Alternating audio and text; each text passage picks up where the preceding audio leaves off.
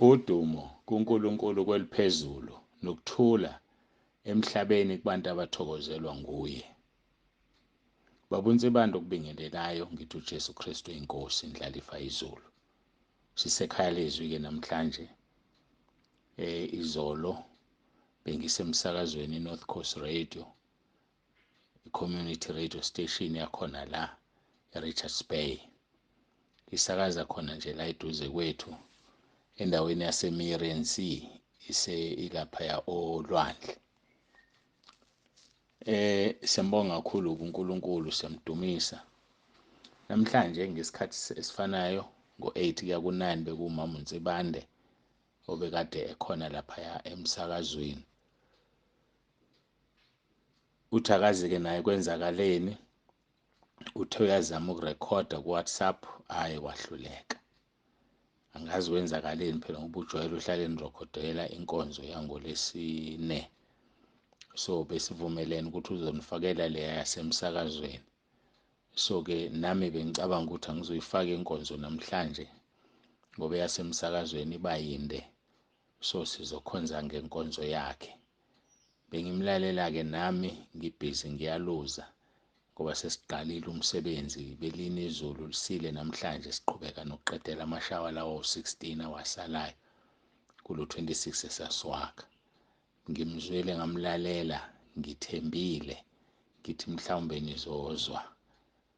Bazwile-ke abalokhali abayilalelile, kodwa-ke ekhaya leZwi ayizwakalanga-ke. Ngiyaxolisa, usenenzelile. Ngiyacabanga inkonzo ejwayelekile yasekhaya leZwi, hhayi le obekuzobe kungeyasemsakazweni. Lokho sekungibeka ukuthi nami-ke angenze inkonzo ngoba bengithi ngizophumula mhlawumbe namhlanje. Okugcinwa inkosi-ke kusasa ngizoqhubeka ngibuyele khona emsakazweni. Nginethemba-ke lokuthi kuzolunga ngoba uma i-load shedding iphazamisile isikhathi sami sika-8 ekuseni kuya ku-9, kusho ukuthi senobona ngoba nginenzela inkonzo futhi efana nale.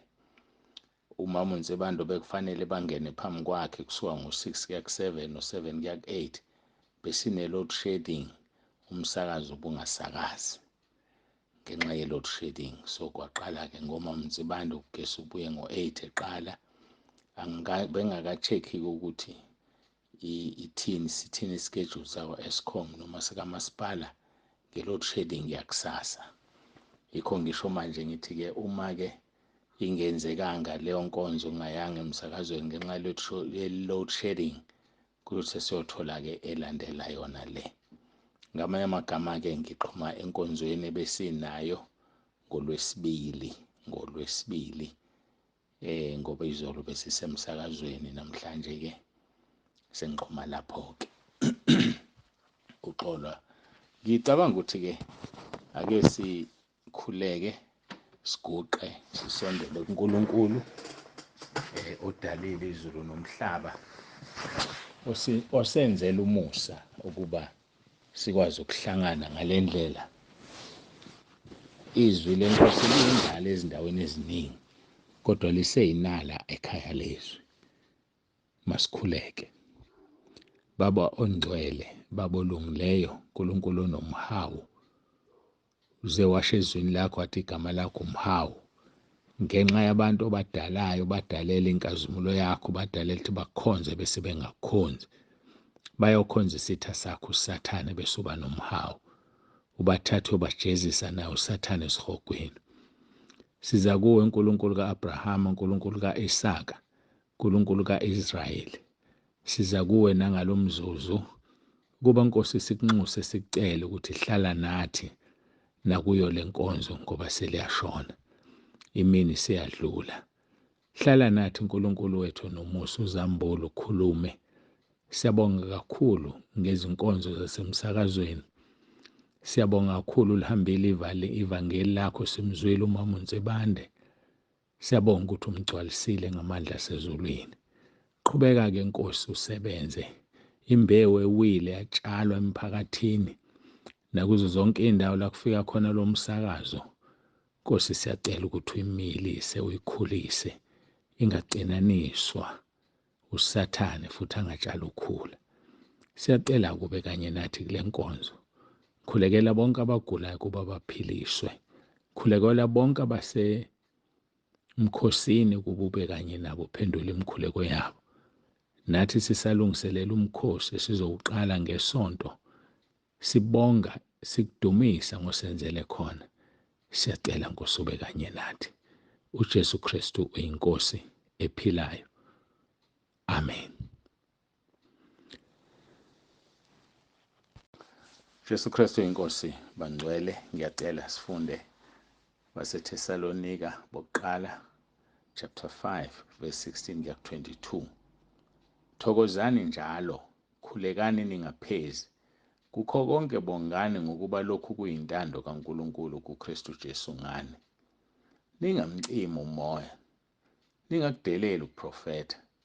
Vivinyani konke, nibambisise okuhle. Dedani kukho konke okubonakala kukubi. Sifunde abaseThesalonika bokuqala chapter 5 verse 16 kuya ku verse 22.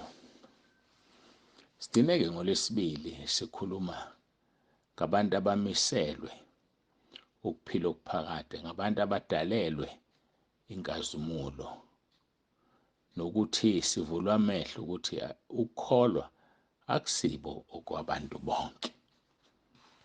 Sisakhuluma ngayo inkonzo yokubonga nokudumisa uNkulunkulu. Ukukholwa akusikhona kwabantu bonke. Ngithembisile ngolesibili ukuthi mase siqhubeka nenkonzo sobheka ukuthi kahle kahle sakhethwa nini, ngoba sibonile ukuthi amagama alotshwa nini. Pho thina sakhethwa nini? Ngoba sesiyazi wasazi uNkulunkulu engakasibumbi. Sakhethwa nini? Izwi lenkosi kwabaseEfesu chapter 1 verse 4 no verse 5 uyayicacisa leyo nto. Uthi verse 4, njengalokho asikhethela kuye ngothando ngaphambi kokusekelwa kwezwe ukuba sibe ngcwele, singabi nakusolwa phambi kwakhe. Verse 5, wasimisela ngaphambili ukuba sibe ngabantwana kuye ngoJesu Kristu, njengalokho kwaba kuhle kuye ngentando yakhe. Asibuyele-ke simhlaziye uverse 4, mhlawumbe singakamhlaziye, asiqale kuverse 3. Makabonge uNkulunkulu Yise weNkosi yethu Jesu Kristu, osibusisile ezulwini kuKristu ngesibusiso sonke sokomoya. Apostoli mayibhala uPawule ehola umoya kaNkulunkulu udumisa uNkulunkulu, uthi makabonge uNkulunkulu Yise weNkosi yethu Jesu Kristu. Sisenkonzweni yokubonga nenkonzo yokudumisa. Simele ukumbonga ngaso sonke isikhathi uNkulunkulu onguyise weNkosi yethu Jesu Kristu. Ngani na? Ngoba usibusisile ezulwini kuKristu. Ayo, kuthanda ukushuba lokho. Asiphinde. Usibusisile ezulwini kuKristu ngesibusiso sonke sokomoya. uNkulunkulu uma esibusisa, usibusise ngendodana yakhe, usibusisile kuKristu. Usibusisile kuKristu, uKristu esezulwini. Kusho ukuthi uqale ukusibusisa uKristu esesezulwini, engakehli ukuze emhlabeni, sase siyabusiswa. So isibusiso kade sahlala. Ngesikhathi usidela wena isibusiso sibalekela, usubona ngathi uqale kusiwe, ingoba wabalekela isibusiso owasinikwa kudala umhlaba ungakasekelwa. Sibusiswe ngoKristu, sibusiswe kuKristu ezulwini. Ngesibusiso sonke sokomoya, yonke nje into eyisibusiso yokomoya iphelele kuJesu. Phela khumbula konke kwadalelwa yena uJesu. Konke kwadalwa ngaye. Wayesebekwa ngaphezu kwakho konke ukubusa, negunya, namandla, nobukhosi, namagama onke aphathwayo, kungekuleli izwe lodwa kepha nakuleli zwayo. Wakubeka konke phansi kwezinyawo zakhe uJesu, wammisa waba inhloko phezu kwakho konke nakulo ibandla. So-ke uJesu wethu esimkhonzayo sibusiswe kuye. asikwazi-ke ukungaliphathi igama lakhe esilinikeziwe phansi kwezulu. Izenzo 4 verse 12. Ayikho insindiso ngomunye, alikho futhi elinye igama esilinikiwe phansi kwezulu ngaphandle kwegama leNkosi yethu uJesu Kristu, okuyigama elibekwe phezu kwamagama onke abizwayo kuleli nazobizwa kwelizayo. Alikho igama elingaphezu kwelakhe. Ngalo siguqisa amadolo ezulwini, ngalo siguqisa amadolo emhlabeni, ngalo leli gama siwaguqisa ngaphansi komhlaba. Sonke sivume sithi uJesu Kristu inkosi, kube udumo ekhaya ezulwini. Uyinsindiso yesimangaliso. Izwi likaNkulunkulu liyisimanga. Yabona indlela elixhumana ngayo, yangidida, angilazi malinje. Ngakho-ke makabonge uNkulunkulu uyise wenkosi yethu uJesu Kristu, osibusisile ezulwini kuKristu ngesibusiso sonke. Usibusise kanjani na? Verse 4. Njengalokhu asikhethela kuye ngothando ngaphambi kokusekelwa kwezwe ukuba sibe ngcwele, singabi nakusolwa phambi kwakhe. Sikhethiwe bazalwane, sikhethwe ngaphambi kokusekelwa kwezwe, meaning before the foundations of the earth. Sakhethwa, wasikhethela kuye ngothando. Akasikhethanga ngempoqo, akasikhethanga ngenzondo, akasikhethanga ngokubhuqa noma ngokumbuluza, kodwa usikhethe ngothando.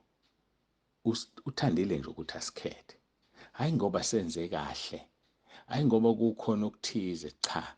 Umusa kaNkulunkulu wena ukuthi ukhethiwe, umusa kaNkulunkulu ukuthi mina ngikhethiwe. So-ke uma kungumusa kaNkulunkulu, asisudlala ngomusa kaNkulunkulu. Asiwutuse, siwubabaze, siwuphathise okwekhali zamantungu umusa kaNkulunkulu. Njengoba ilisho neculo ngithi likaJemis wakade lithi, mercy rewrote my life. Umusa wayiqala phansi impilo yami, wayibhala kabusha. Athi uJesu kuNikodemu, uma ungazalwa ngokusha ngeke ubone umbuso wezulu. Athi uma ungazalwa ngamanzi nangomoya ngeke ungene ezulwini. So umusa kaNkulunkulu loyo. Sikhethiwe, wasikhethela kuye ngothando ngaphambi kokusekelwa kwezwe ukuba sibe ngcwele. Bazalwane, sikhethela ukuba ngcwele, asikhethelanga ukungcola, asikhethelanga ukugxamalaza ume ngapha nangapha, asikhethelanga ukusheba ivangeli. Abantu bakuthanda ukusheba, akathanda ukudla into eyodwa, ufuna ukuyisheba. Khona abasheba ngisho amabandla, ungena kuleli angene kuleli, aze aqhoshe nje acabanga into enhle. Athi hayi mina ngibandlulula amabandla, mina ngingena kuwona wonke. Kanti kona kuwuphoyizeni lokho hamba ungena konke amabandla, ngoba wamkhonza uNkulunkulu ngendlela efanayo. Uzothi usizakele ebandleni elithize uye kwelingasizakele lona bese uyolanda amadimoni. Musugxumagxuma, khonza endaweni eyodwa. Uma uphume ngoba ukhishwe uNkulunkulu futhi ezokutshela ukuthi yakuphi.